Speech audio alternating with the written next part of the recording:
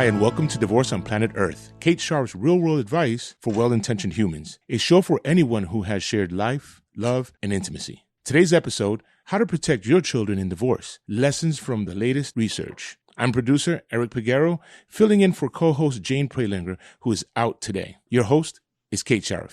Hi, Kate. Hi, Eric. I am so delighted that we are joined today by my longtime friend and close colleague, Lisa Herrick, PhD. Dr. Herrick is a clinical psychologist. She's based here in the Washington, D.C. area. She also has an office in Virginia. She frequently works therapeutically with families, with both parents and children who are moving through a divorce. She's also a family mediator, a collaborative divorce coach, and child specialist, and she occasionally serves as an expert witness in custody disputes, where she has a real skill in educating the court about the findings of research related to a variety of custody issues. Lisa is a real believer in providing best practice services that are based on empirical data. It's rare to find somebody who is really up on the latest research, so we're lucky to have her. And she does her best to keep up with the research. She's always at a conference, reading an article, doing our work for us, and particularly thinking about the impact of divorce on children, how to minimize the risks and maximize protections in helping kids make the best adjustment that they can. Lisa is very highly regarded here in our local D.C., Maryland, and Virginia area, and really across the country and increasingly the world as not just a clinician and a very, very senior trainer for attorneys, mental health professionals, financial experts, really anyone who is in the world of divorce, helping families through this rough time. She is a co-author of 2 books, including Navigating Emotional Currents in Collaborative Divorce and Mastering Crucial Moments in Separation Divorce, which coincidentally I also co-authored. Welcome, Lisa. It's a very personal pleasure to have you here. You and I work with lots of divorcing parents, and we both went through divorces ourselves when our kids were little, so we certainly know firsthand how frightened folks can be about how their divorce will affect their kids. Probably our anecdotal evidence as people, as clinicians, can really take us only so far, and really everyone knows some upsetting stories and maybe even some more encouraging ones, but there is some science on this, and the studies have looked at larger groups over time, so you're going to share some of your knowledge about that with us today, and I'm very happy you're here to do that. Welcome. Thanks. I'm glad to be here. I love talking about research. It's just interesting and helpful. I guess I would just start by saying that, there's good news and bad news about the research. On the one hand, there have been really an explosion of studies since the 90s, and we know a lot more now than we did before. And the good thing about having a few decades under our belt in terms of research is that researchers have been able to go back in time and see how did different custody issues affect kids over time, because now they're in college or they're young adults. They've also been able to track kids. So some studies look at kids when they're young, and then they follow them into their high school years and college years. And there's a lot of data about how things impact children over time when parents separate and divorce. So the good news is there's a lot of data, and there is a lot of research being done right now. The difficult part is that it's not always easy to draw reliable conclusions. And one study might have conclusions that seem so clear and so dramatic, but then another study might come out a year later that really finds something different. So you need to be careful to really see a variety of studies on one topic to see if the conclusions, hold up. And the other problem is just that studies have all different designs. They look at different kinds of kids and different ages in different parts of the world, and the circumstances are different. The design of the study is different. So you have to just be careful when you're reading conclusions to know they might have found this because they used that test, but another study might find something different because they used a different measure. So it's complicated, but it's really helpful to have the data out there. Mm-hmm. People are really interested, like, what is the impact on children of divorce? Yeah. And I mean, are there any takeaways from from the totality of the research that you're familiar with that do seem reliable, that people can count on more than some of the others? Absolutely. There has been a lot of research on trying to identify the big risk factors for kids and the protective factors. And before I go into that, let me just sort of explain to the folks listening that, what do we look at when we're looking at risk? What do we look at when we're saying, are children well adjusted after their parents' divorce, or are they at risk after their parents' divorce?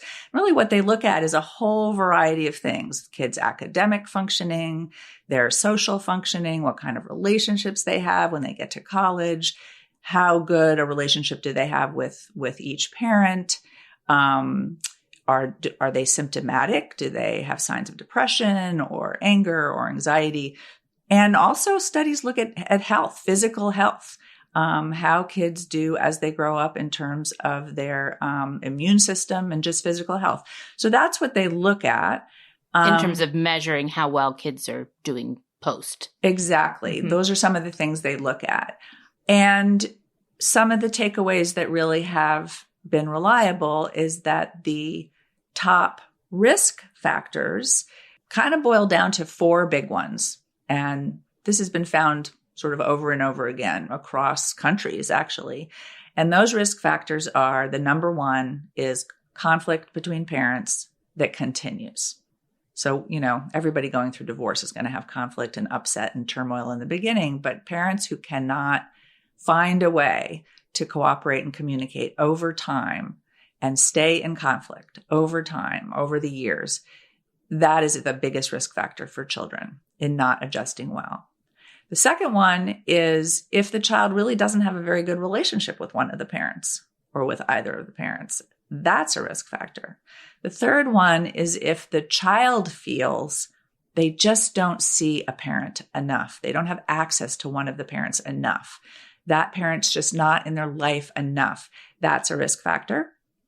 And then the fourth one is children's anxiety about financial worries, which is different than, downsizing. Children adapt to downsizing from a big house to a smaller house, or sort of cutting in the budget. What's hard for them is when they perceive that a parent is worried about paying the bills and they are worried. That's a risk factor. And all these risk factors sort of act cumulatively. The more that are present, the higher the risk for the children. So that's one takeaway. The protective factors are also really helpful, and we know something about that. And those include having a sibling or having siblings. Tends to be much easier when kids go through this kind of turmoil with siblings. When parents get along, when they're communicating well, when they keep the kids out of the middle. All of those are protective factors. And when parents can manage to, come up with a financial arrangement that, leaves everybody okay. What you're saying is that there are measures that researchers use to sort of describe the negative impact or the relative negative impact of kids over time of their parents' divorce. And there are factors that seem to be protective. What would you say to the parent who says, but divorce is inherently disruptive? This is going to mean my kids are going back and forth. This is going to mean I'm not with my kids all the time. What would you say to that parent? I mean, this is an upsetting thing. Absolutely. It's a scary time for parents, and they don't know what's coming. They don't know what the impact is. One thing that I say to parents that I think is probably helpful is that sadness and sorrow is not the same as damage. This tends to be a pretty sad event for kids. They have sorrow about their parents' separation, about the turmoil in the family, about having to start living in a different way. If you line up 1,000 adults whose parents divorce and you ask them if the divorce was one of the sad events of their life, the vast majority of those people are going to say, yes, it was one of the sad events, maybe one of the saddest, maybe the saddest event. But that is not the same as whether those people have been damaged, whether they have been prevented in any way from thriving in school and having a wonderful romantic relationship and feeling happy and feeling like they love their family and they love their parents. Damage is not the same as being sad. So I tell parents, I'm not going to minimize how hard this is for kids. It is hard, but there are a lot of ways to help kids through it, to sort of launch them into the future in a way that, gives them just the best chance of being okay, even though this sad thing happened to them. So it sounds like you're saying this is going to be a sad event. You hope it'll be maybe the saddest event of your child's childhood, but it doesn't really have to be a bad developmental turning point for them. Exactly. Yeah. Exactly. So that's some good news. It should be somewhat relieving for people. As I'm listening to you, I'm thinking this is really interesting, talking about the things that parents can do to protect their children during the process of divorce and in the restructuring of their family. But I'm thinking that kids whose parents are heading into divorce are kids who come from already tough situations, right? These are unhappy marriages. Yeah. There may or may not be overt fighting. There may just sort of be one of those kind of Cold Wars, but things have been rough. So I'm wondering, does that already put them at increased risk than the general population? Does that get taken into account in the thinking? Mm-hmm. That's such a good question. And that is a really interesting, it's an interesting question that researchers really try to tease apart. And one of the conclusions that the studies have come to is that conflict in general is hurtful to kids. So when parents are together and staying in the same home, high conflict puts kids at risk. So one of the big questions is teasing apart, is it the conflict? Is it the difficult relationships the kids have with parents? Is the lack of engagement of a parent with children, have those put the kids at risk, whether or not the family got divorced? Mm-hmm. And what is the role that the divorce plays? And there's quite a bit of data that really says, conflict put kids at risk, that it's not necessarily the divorce that's sort of the biggest bad guy. And when problems start before a divorce, when the problems are really intense, some children are relieved that their parents make the decision to get divorced, because the conflict actually gets lower when people are in separate houses. That happens for a lot of parents. And it can be a relief, and it can allow children to move forward with less chaos and less uncertainty and less tension.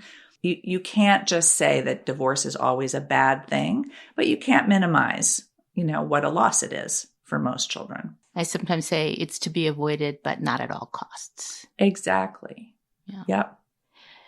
I'm really interested in what you're saying about this idea of the divorce as the horrible thing. Mm-hmm. Divorce is statistically normal in this country, but we still talk about it as a broken family. That having a coming from a broken home is the thing that's going to be the most damaging.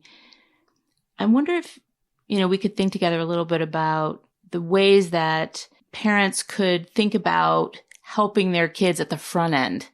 So, yes, all these protective factors that you mentioned for post-split are incredibly important over the long haul. But there is this matter of, how do you talk to your children about what's going on, and how much of an impact is that sort of your management, your emotional management of the process as it's going on directly with the child, and what kind of impact that has. How much do you talk to your kid? Right. So, I don't know about a lot of empirical data about sort of the specifics of what's helpful and what's not helpful. But in general, the more children understand about what's coming, the better. The more children are shielded from the parents' conflict, that are not put in the middle, drawn into the fight, not given all the details of the fight. That's important. It's really helpful for parents to try to cooperate from the very beginning, to share a narrative together, to help their children understand what's happening together, to make children understand this. It does not mean the death of the family. It means a transformation of the family. All of that is helpful for children. And also, of course, when parents think about what's good for kids when they're planning how they're going to live next, what's the custody arrangement going to be? How are we going to communicate? How are we going to make decisions? There are ways to set that up that help children recover and do well. And there are ways to set that up that don't work very well for kids. I've heard you say many times, and I really think it's a helpful metaphor, that the goal might be for your child to feel, okay, my parents live in 2 homes, but I still have one family. Yes. That there isn't sort of a dividing line running down the middle of their souls. Yes. And, there is some interesting research on what a few research dubbed the divided world of the child, meaning when parents are not able to cooperate and communicate in basic ways, and they're not able to make the children feel absolutely comfortable and free to be happy in both homes and tell each parent what went on in the other home and how wonderful it was or what difficult things happened, and have the listening parent just be supportive and empathic and interested, rather than the child feeling like, I better not share this with the other parent. I better not let the other parent know. And that the worlds, the worlds never meet. The relatives on one side don't interact anymore with the relatives on the other side. And, going to the soccer game, one parent is on one side of the field and the other's on the other side of the field. That really does create for children an experience of a divided world, certainly a divided family. But to grow up in a divided world is incredibly stressful.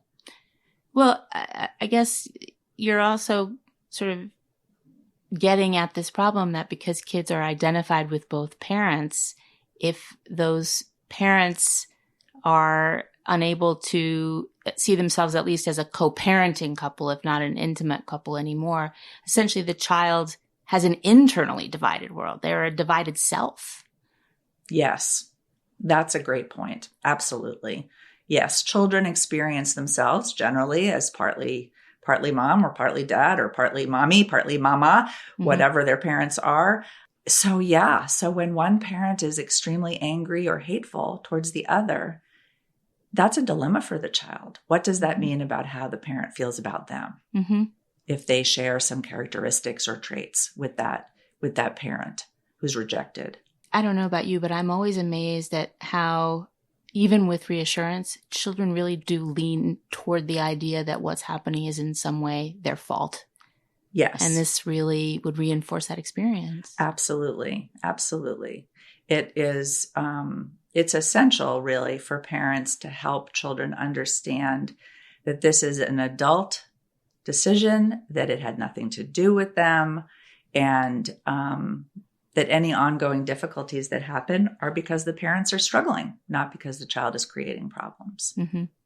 So that this is really, even though it hits them the hardest in some ways, it's really not being driven by them. Exactly. Yeah.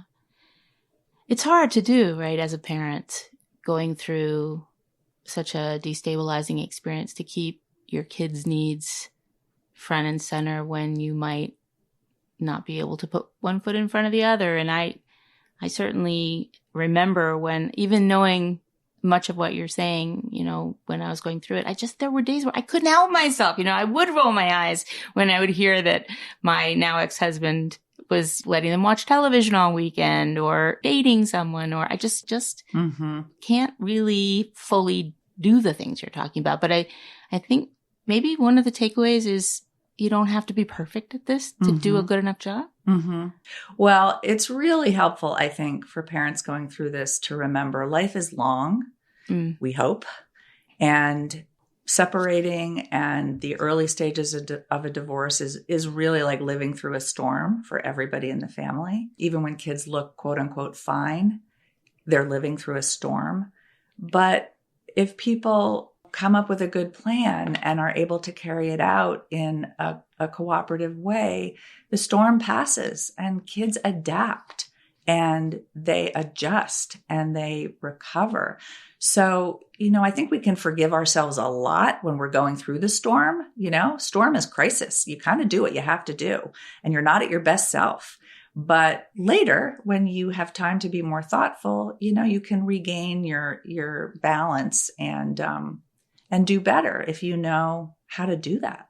I'm imagining that folks listening are thinking, okay, so what does this look like for me on the ground in my life?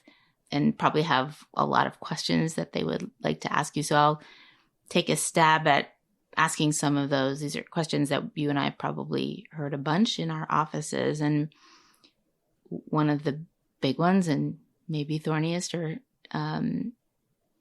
sort of most off, people have a lot of feelings about it, is this question of a schedule, of a schedule for sharing time with their kids. And people want to know, what is the best? Is there research that speaks to that? Yes.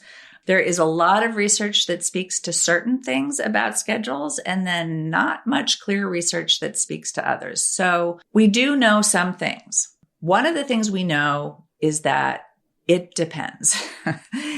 It depends on the relationship the children have with both parents. It depends on how available each parent is. It depends on how close or distant the parents live to one another. It depends on the age and personality of the children.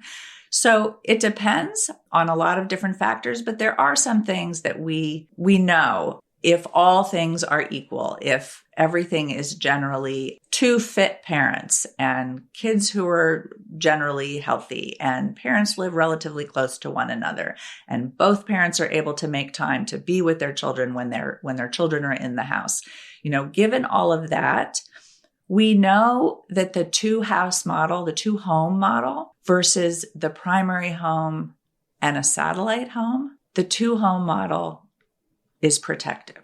And that really is a surprise to a lot of parents. A lot of parents have grown up in earlier decades when the media, the movies, sort of common wisdom was kids need a primary home. They need to basically have one home and visit the other home periodically. Mm-hmm. Turns out they need to sleep in one place most of the time. Exactly. And, yes, they need two parents. Yes, it's important for both parents to stay involved. But a lot of parents come into my office and they really believe, the kids need a primary home. Mm-hmm. And they can't be going back and forth. Well, it turns out that there's a lot of research about this. And interestingly, there's a lot of research in other countries as well. It's not just in America that we're wondering about this. And it turns out that when children experience having two rooted homes, that I'm at home in dad's house, I'm at home in mom's house, I got all my stuff in dad's house, I got all my stuff in mom's house. Yeah, it's a pain in the neck to schlep certain things back and forth. But when I'm there, I'm home. That actually is much better for kids than to feel like I have a primary parent, a primary home, and I got this other parent who's sort of circling around in left field, and I see them sometimes, and I love them, but they don't really know what's happening day to day in my life because I really only see them now and then, and I'm kind of a visitor in their house. Evidently, that's not so good. The research shows us that's not so good. Again, it depends, but as a rule, across thousands and thousands of kids that have been studied, feeling like they have two homes and two fully engaged parents is protective. That's going to be, I think, a bitter pill for some people to swallow for lots of reasons. I think, as you say, there's this sort of cultural idea that kids do best when they have a primary home and aren't ping-ponged around. I think there's also a lingering idea that moms are sort of biologically better at nurturance, especially with young kids. What does the research say about that? Yeah, that's such an emotional issue for so many parents, especially with kids who are younger, especially with infants and toddlers, but really, often with all children. There was a theory, there was a sort of a foundation of theories decades ago that assumed that children were primarily attached to moms, particularly in early life, and dads were not so necessary. What was necessary was to protect the attachment of the child to the mom. There has been a ton of research on that, just a ton, from every single angle you could imagine. And it turns out, probably not a surprise to some listeners, that children are as attached, that they're as attached to both parents. They are equally attached to both parents. And their bond to both parents is equally important, no matter who the parents are, with two moms, two dads, mom and dad.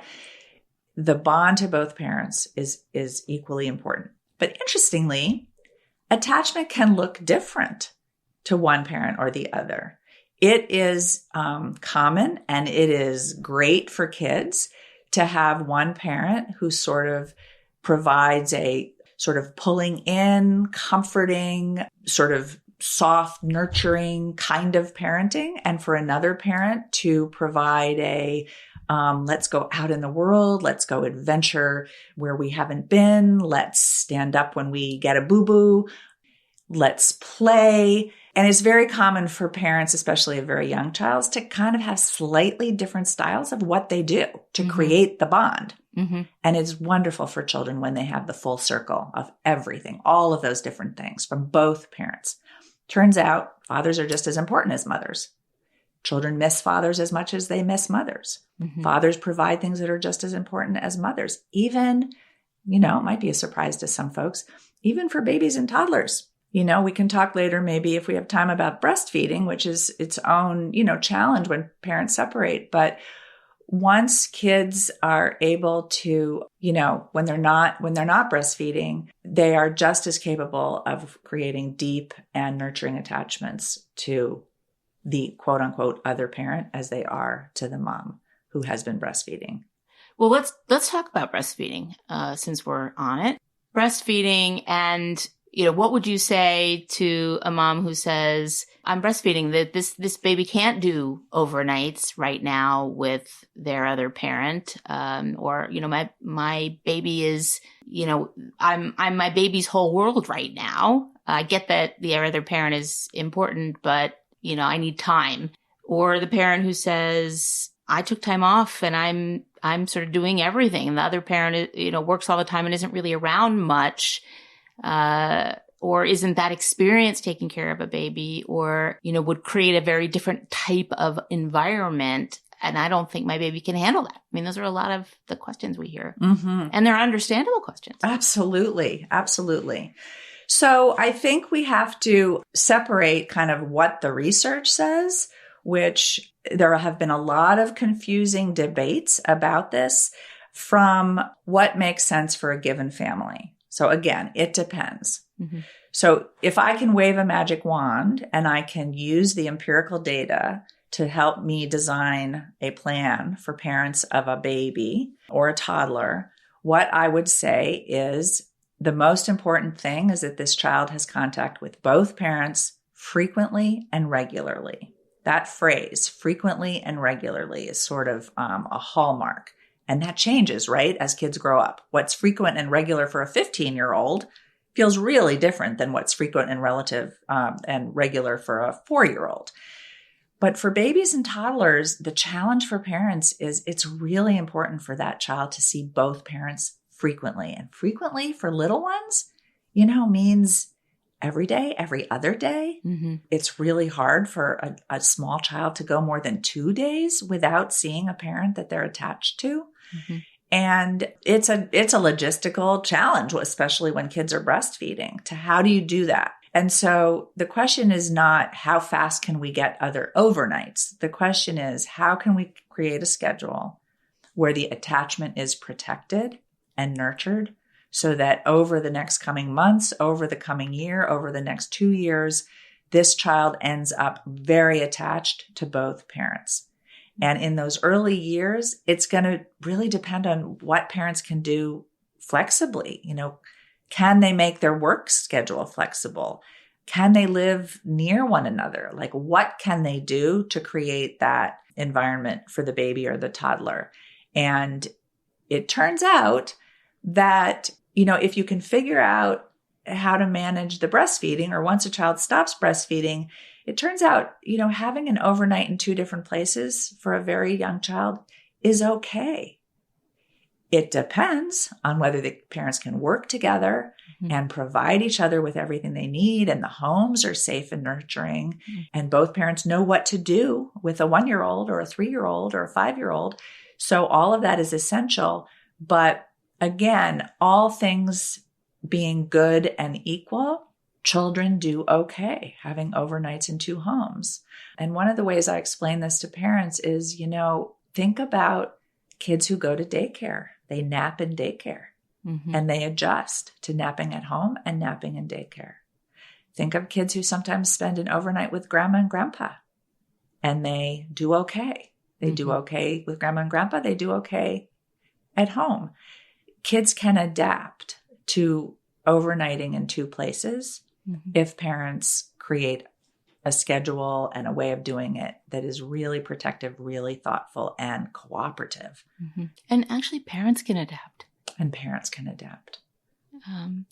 But I can hear the wheels turning in some of our listeners' heads, thinking about things like the importance of consistency of routine, especially for very young kids. And it seems to me that, the logistics are one thing, but the state of the interpersonal relationship between the parents is a big factor. I mean, I'm thinking about what you're saying about regular and frequent, especially for little ones. And I'm thinking that probably means once you throw in work schedules, maybe time together, for the parent who maybe has fewer or no overnights very early on, spending time in the other parent's home, the parent who's doing more of the hands-on stuff early on. And this may be at a time when doing that is really hard, either because there's conflict or because there's grief and hurt feelings, and being around each other is painful. So that's a big challenge. It's a huge challenge. And there really isn't one size fits all. That speaks to how important it is for parents, especially parents of very young children or parents of kids with special needs, to get input from experts, to not just rely on lawyers to come up with a schedule that's going to meet their children's need, but to seek out expert advice from people who know children, who know babies, who know child development, and know what might work and what might not. So I think what you're pointing to is important, that there are people like you, like me, lots of good folks who can actually help a couple to think through a plan, thinking about all the factors that you're talking about, and a plan that grows with the child. Yes. That what works for a 3-week-old or a 6-month-old or a 4-year-old or a 15-year-old, very different. Absolutely. A lot of parents ask me, well, what does the research say about the schedules, like the rhythm of the week? Like, does the research say 50-50 is best? Does the research say that, a week on, week off, or a particular rhythm is going to be best? And the answer to that is no. The research doesn't speak so much to specific schedules. There are a lot of studies that suggest children need adequate time with each parent. So any schedule needs to provide enough time for the parent who might have less time. So there might be reasons that parents agree that one parent's going to have less time than the other. There could be logistical reasons or emotional reasons or whatever. And I try to reassure those parents. There's so many schedules that can work. We just need to make sure that both parents have enough time, significant enough time. But parenting plans really do need to age with children. And as I mentioned before, kids might need to go back and forth a bit more frequently when they're younger because separation is stressful. And if it's a routine, predictable schedule that's not chaotic and the kids understand what it is, kids can adapt to a schedule of going back and forth in some rhythm.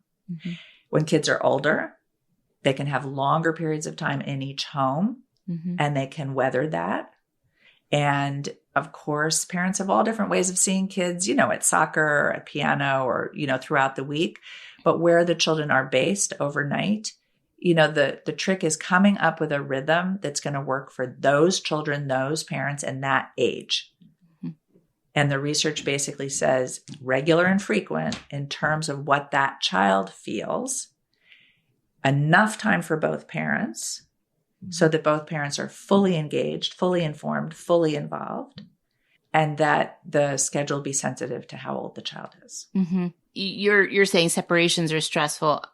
Transitions are stressful too. So it sounds like you're sort of pointing to that challenge of finding the right balance for the right child at the right age, of trying to minimize the length of time of a separation, but also trying to minimize the experience of being bounced back and forth. That's the challenge. Right? That is the challenge. And, it sometimes is a huge headache for both the parents and the professional working with the parents to kind of figure out what is the best balance. Mm-hmm. And again, when parents are cooperative, when they trust one another, they have the flexibility of saying, hey, let's try this schedule for 3 months and kind of see how it goes, see how it is for the kids, see how it is for us, see if we can do it.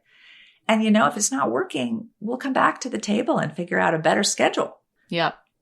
I think one of the things that doing the parenting plan with a mental health professional also lets you do is take into account who your kid is. Yes. Does your kid manage transitions well, or did they find it more difficult? Are there special needs involved that might have implications? Right. Yes. And there are other resources parents can use. There are mental health professionals who have expertise in meeting with children whose parents are separating and divorcing, not to do therapy, but to meet with children briefly, for 1 or 2 sessions, meet with parents 1 or 2 sessions, and to gather information about, how are the kids doing? What's in their head? What are they worried about? What do they, what assumptions are they making about why this is all happening? Mm-hmm. And to give that feedback to the parents. Mm-hmm. And parents learn so much from that. That role is called a child specialist. And that person is usually someone who works with kids in therapy in the rest of their life, but they also do this role. They do this child specialist role for people who are getting divorced, to bring the kid's voice back to the parents, not the kid's decision. It's not like child specialists say to kids, what's your decision? Where do you want to live? But to find out how kids are doing, what they're worried about, and give that feedback to the parents. That's incredibly helpful for parents. So you're talking about bringing the voice of the kids in a constructive way, not putting them in the middle and saying, hey, where do you want to live? What schedule do you want? Who's your favorite parent? But what would you say to a parent who's worried about that? And how important is it to involve kids in this planning process? So I think one of the risks for kids, one of the stressors for kids, is to be put in the middle, and is to feel like somehow they need to protect mom, they need to protect dad, they need to, make decisions that's not going to hurt anybody. So one of the things a child specialist can offer is a safe space for kids to talk to a neutral. Mm-hmm. And child specialists very specifically talk to kids about, your parents are not making you choose. Your parents are not asking you to give a vote or a decision. Your parents just really want to know how you're doing, like what you're thinking, how you're doing. And child specialists have very specific ways they structure these sessions that actually keep kids out of the middle, that let them feel they can have any feelings or thoughts that they want about anything. Mm-hmm. We're just trying to understand so your parents understand. So child specialists are not promising kids will do what you want, but maybe sort of extrapolating from what kids tell them, something that might be important for parents to be thinking about when they're doing their planning. Exactly. And child specialists tend to be confidential. They're not, it's just for the family. Mm-hmm. It's not like a custody evaluator. They don't write a report. Mm-hmm. They don't report to the court. This is information about the kids for the parents. Mm-hmm. So if Bobby says, I want to live with my parents an equal amount of time, a child specialist might say, that's what he said, but I'm not sure where he came up with that idea. maybe a friend of his has that schedule, but it sounds like what he's saying is he wants to spend lots of time with both of you. Exactly. Yeah. Now, there will be parents out there saying, well, Bobby may say that, but that's because mom told him to say that. Yes, I know that is a worry that parents often have. And I guess what I generally say to parents is that if you find a mental health professional who's really experienced, maybe somebody recommended by a friend or your therapist or your lawyer, those folks are really experienced at hearing from the kids and kind of sussing out where it's coming from. Mm-hmm.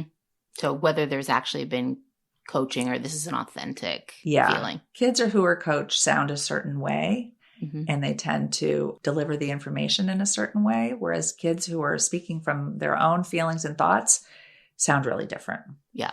So you can, if you find a good professional, you can be pretty sure that what you're hearing is really coming from the heart of your child. Yes. Yeah. I think so. So I just have a couple of other questions to lob your way. What would you say to a parent who says, well, everything you're saying makes sense to me, and I want to put in place those protective factors that you're talking about, and I want to be a flexible parent, and I don't want to denigrate my kid's other parent, and I want to do a good job, but I can't say that about my future ex. What does that mean for my child? And what is, if I do a good job, is that enough? That's such a great question. And it's a question I hear so frequently. So I guess I have a few ways of answering that. One thing I talk to parents about all the time is I use the metaphor of being a safe shore, that no matter what happens in the other house, no matter what happens with the other parent, if the child feels safe talking to you, who feels like if they talk to you about something, it's not going to become about the parent. It's not going to become a reason for that parent to start yelling about the other parent. It's not going to be a moment when that parent starts making snarky comments about the other parent. If a safe shore is a parent who can just listen and be supportive and be empathic and talk through something that sounds tough and then problem solve with the child. What can I do to be helpful? Is there anything we can think through? Would you like me to talk to the other parent? Would you like me to just help you figure out what to do? So a safe shore parent provides an environment that doesn't put the child in the middle and makes it safe to talk about anything. And that's a bit of an inoculation against other parents who are not doing so well. Mm-hmm. So even if you have only one home that provides you an emotionally safe environment in which you can feel free, the child can feel free to talk about whatever they want to talk about it without it becoming like raising their parents' anxiety too much or causing blowback for them in some upsetting way, that can wield a lot of influence. It can really mitigate difficulty. Well, that's a helpful, I think, takeaway. I'm gonna just ask sort of one more question that I think is on a lot of people's minds. Probably doesn't have a simple answer, but I'm gonna ask you: are there better and worse times? Does the research say anything about ages that are better or worse for children to have their parents split up? Yeah, there's some research on that. There's some research that suggests that, and this kind of makes common sense, I think, to people, that divorce tends to be easier to recover from when children are very little, right? Because they haven't lived a lifetime in one home with both parents. So if parents separate and divorce when children are little, we find that kids actually adapt and adjust because the new normal of two homes and parents in separate homes is really what they're familiar with, and it's what they remember. And it's a bit harder for kids in elementary school. It's quite hard for preteens, early teens, and teenagers. In terms of when, sort of during a year, I think what we know is that if parents can do this at natural transitions for the kids, that's somewhat helpful. So in other words, if there's going to be a big change and a child's going to have to go to a different school, perhaps, it's better to do it when a child transitions from elementary school to middle school or from middle school to high school, that you use natural transitions if you're going to disrupt a child's life anyway because of the separation. Obviously, you wouldn't tell a child this, right before their birthday. You wouldn't tell them the day before Christmas.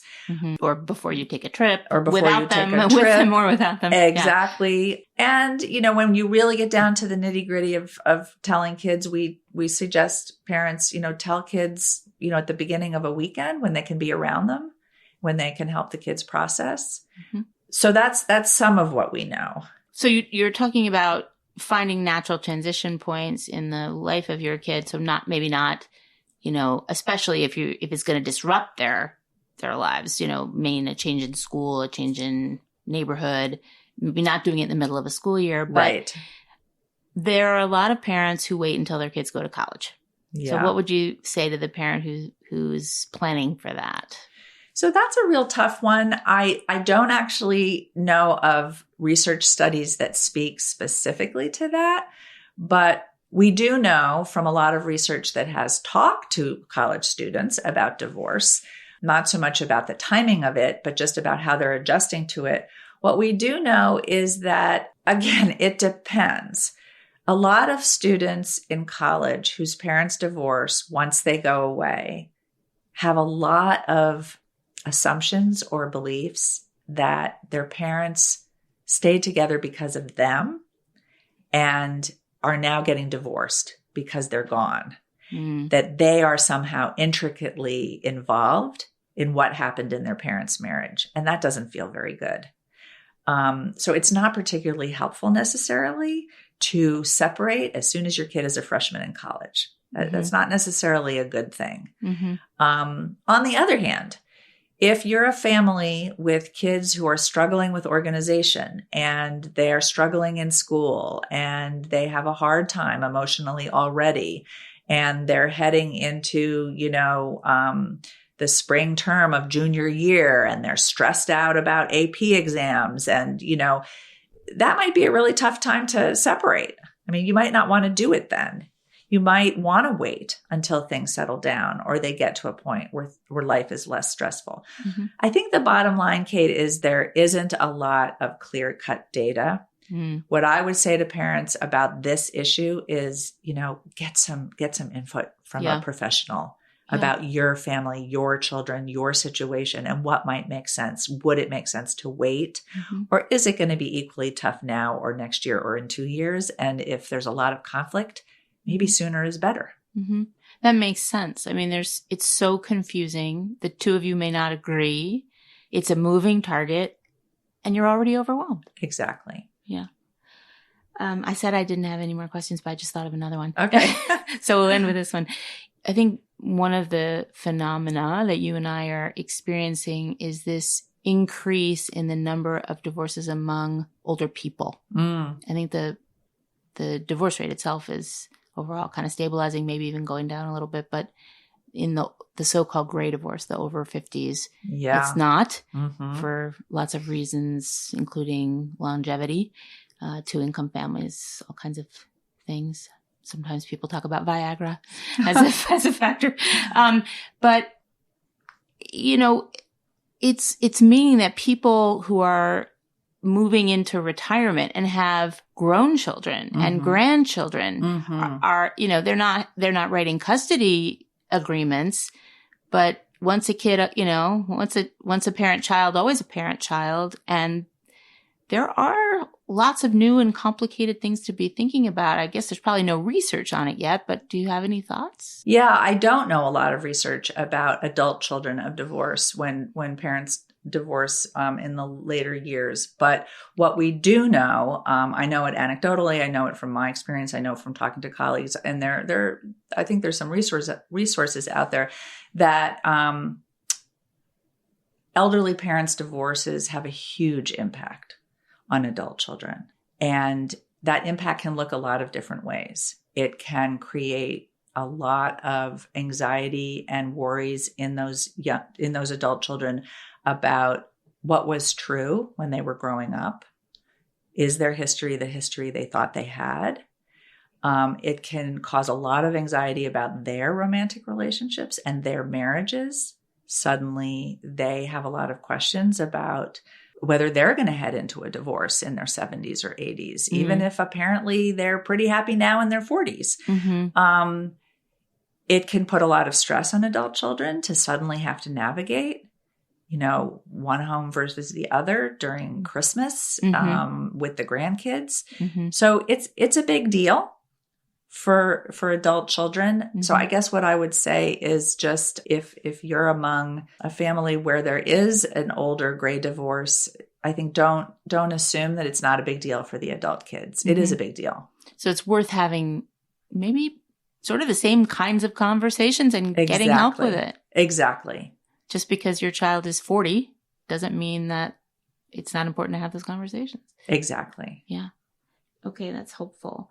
Well, I mean, it sounds like there is some news that should be encouraging, reason to be optimistic. You're saying, yeah, divorce is upsetting. There's no way to spin it, and you shouldn't try. This is not to be celebrated, even if there could be some relief in various people, but that the outcome for your kids isn't preordained, that you have the opportunity to really have influence in how things go. Absolutely. I think the two things I would leave listeners with that are encouraging, one is that there is a lot of research on resilience, and it turns out that the vast majority of children are resilient. They are able to adapt and adjust to big changes and big stresses. The second part is that they are more resilient with parents who are able to attend to their needs, cooperate with each other so that kids are taken care of by the family and don't feel like they're in the middle of a divided world. And for parents to educate themselves on what's best for kids and to really pay attention to that helps. It really helps. So between resilience and parents who are sensitive to their kids' needs as they're getting divorced, kids can grow up and thrive. Absolutely. That is good to hear. That's great. Well, we will end on that encouraging note. Thank you so much, Lisa, for sharing this information with us. It's not easy to find a synthesized. It's not easy to find the research, and we really need people like you to help us to synthesize it and figure out what are the important pieces. What are the areas of agreement among research? What are the areas of difference? And what are the things that can be helpful? So thank you. Oh, you're welcome. So we'll put your contact information on our website, divorceonplanetearth.com, along with links to places where folks can find some of the resources that you're talking about, including child specialists, people to help them noodle through these issues as they're thinking about post-divorce planning and co-parenting issues with their kids. And they'll be there along with our show notes.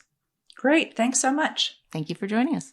Thanks for listening to Divorce on Planet Earth, Kate Sharp's real-world advice for well-intentioned humans. If you'd like to know right away when we have new episodes, we invite you to follow us on Apple Podcasts, Spotify, YouTube, or on our Twitter or Facebook at Divorce for Humans. That's Divorce, 4, Humans. You can learn more about Kate and what she's writing and thinking about on her blog at divorceonplanetearth.com. If you have an idea for us for a future podcast, please write us at info@divorceonplanetearth.com. We hope that what you hear on this show will be helpful. But since everyone's situation is different, our content is not intended as a substitute for clinical advice or recommendations. I'm Eric Peguero. Your host has been Kate Sharp. Co-host Jane Prelinger will be back next time.